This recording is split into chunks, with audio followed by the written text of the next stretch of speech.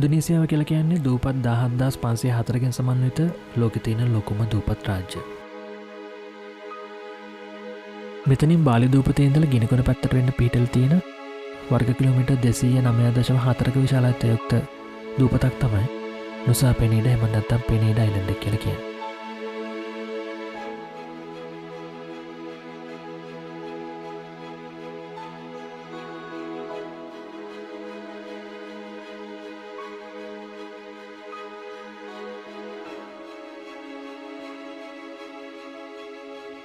මේ දූපත ගොඩක්ම සංචාරක අතර ජනප්‍රිය වෙන්නේ මේකේ තියෙන බීච් කිහිපයක් නිසා.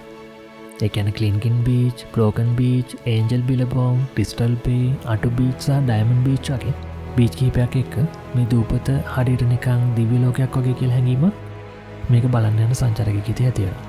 Today you can go to Klinking, Broken Beach and Angel Billabong. Okay, for tomorrow you can go to east side, Diamond, Achu Beach, Melantang and Thousand Island. ඉතින් මගේ ඉන්දුනීසියා වීඩියෝ සීරීස් එකේ පළවෙනි වීඩියෝ එකෙදිට මම හිතුවා මේ නුසා පෙනීඩා island එකේ cinematic video එකක් ඔයාලට අරගෙන එන්න.